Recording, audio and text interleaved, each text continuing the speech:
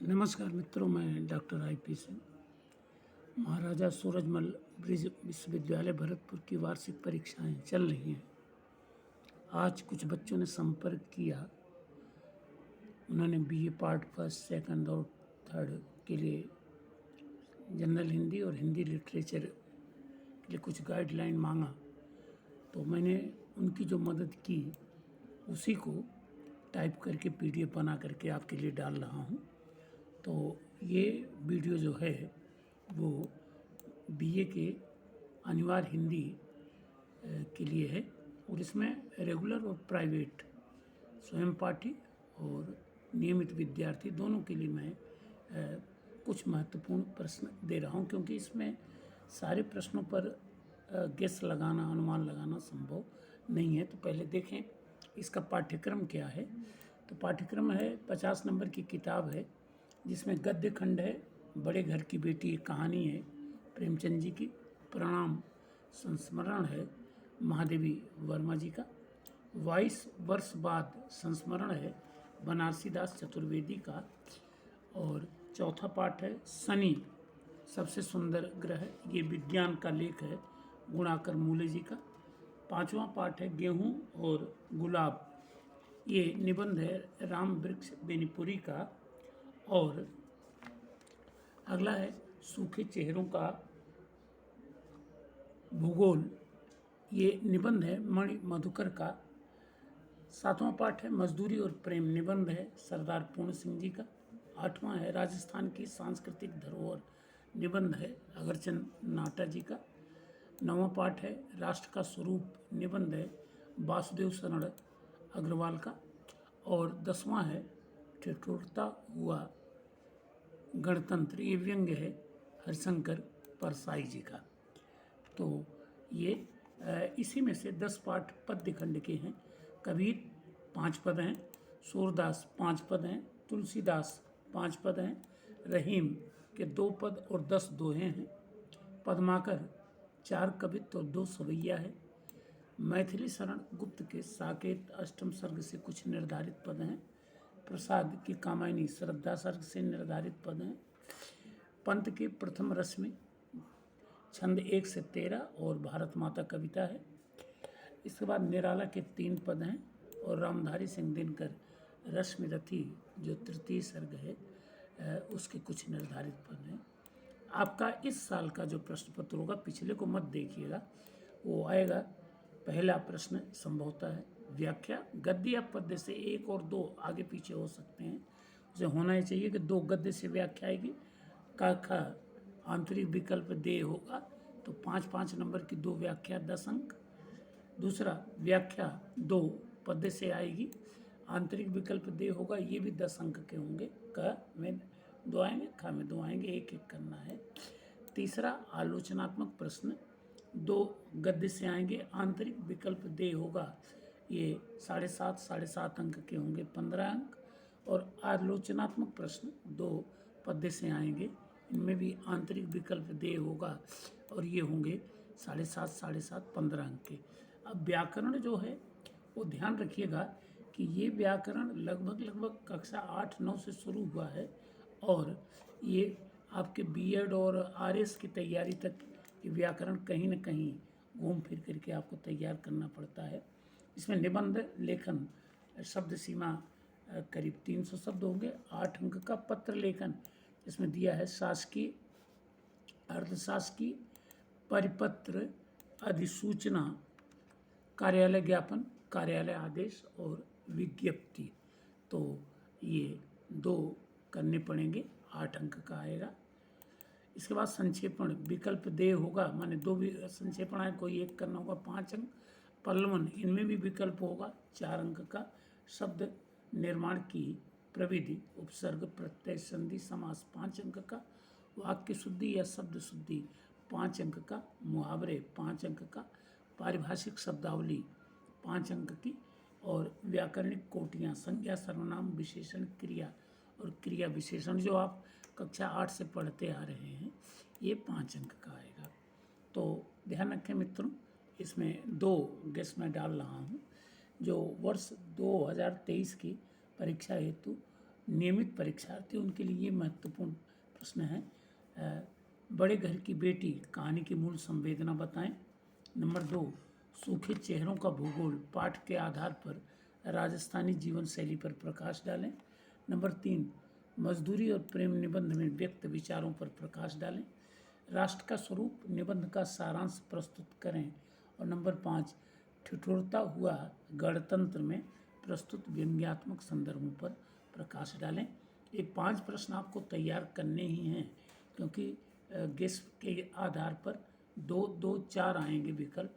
तो इसमें अगर ज़रा सा आपने रिस्क लिया तो हो सकता है कि ऐसे प्रश्न भी आ जाएं जो आप न पढ़े हो। कविता के लिए कबीर की भक्ति भावना या समाज सुधार पर प्रकाश डालें। ये ध्यान रखें, 2 प्रश्न एक तरह से बन रहे हैं।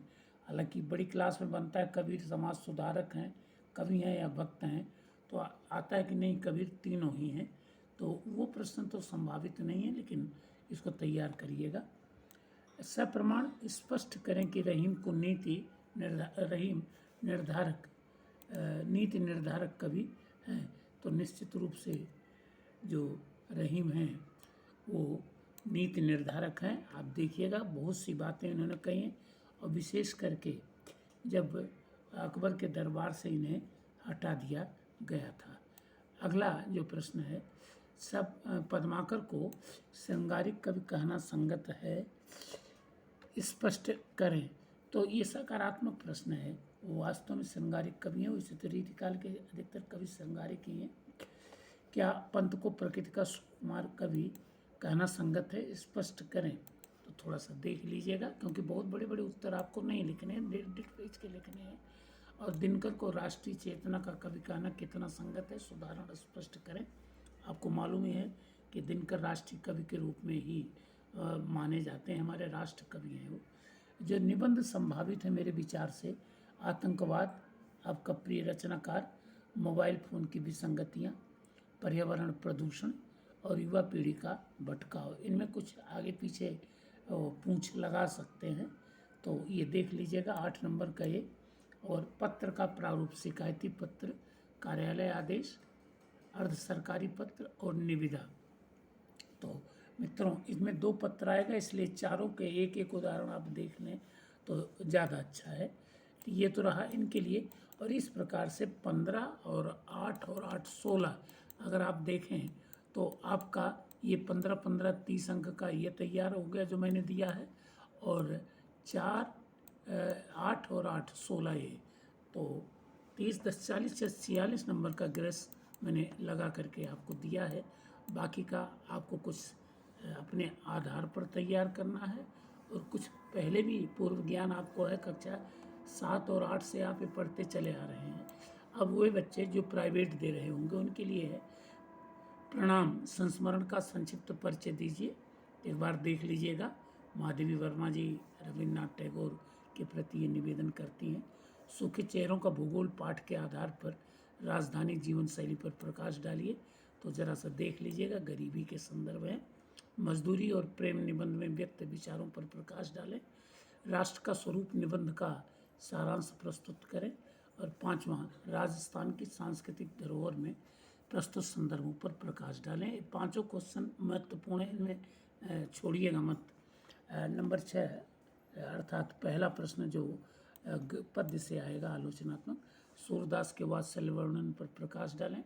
या सूर को वात्सल्य का सम्राट भी कहा जाता है, ये प्रश्न आ सकता है। उत्तर एक सा ही होगा। सप्रमाण स्पष्ट करें कि रहीम नीति निर्धारक कवि हैं। अगला, पद्माकर को श्रृंगारिक कवि कहना संगत है, सप्रमाण प्रस्तुत करें। श्रद्धा सर के आधार पर प्रसाद के कवि व्यक्तित्व पर प्रकाश डालें। और अंतिम है, निराला को शोषित और गरीबों या वंचितों का कवि कहना कितना संगत है, सप्रमाण स्पष्ट करें। मित्र, आपको दिमाग में होना चाहिए कि उनको क्रांति का कवि कहा जाता है। और ध्यान रखें, कबीर, निराला और मुक्तिबोध एक वर्ग में आते हैं।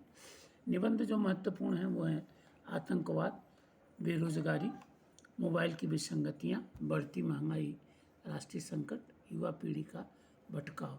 और पत्र का जो प्रारूप है, एक शिकायती पत्र, एक कार्यालय आदेश, एक अर्ध सरकारी पत्र और एक निविदा का प्रारूप आप तैयार कर लीजिएगा, तो ये पेपर आसानी से आपका निकल जाएगा। तो ये आपका 100 नंबर का प्रश्न पत्र है, जिसमें जो गेस दिया जा सकता है वो लगभग 30 और 8 8 16, तो 30 10 40 से 46 नंबर का गेस लग सकता है मित्रों। तो आपके लिए मैंने एक कोशिश की है। आपको बहुत बहुत शुभकामनाएं, तैयार करें। साथ ही आपसे एक आग्रह है कि एक बार जो आपका व्याकरण है उसको ज़रूर देख लीजिएगा, जैसे संक्षेपण है, पल्लवन है, तो 2 मिनट के लिए आंख मूंद करके आप क्या विस्तार कर सकते हैं और यहाँ क्या संक्षिप्तीकरण कर सकते हैं।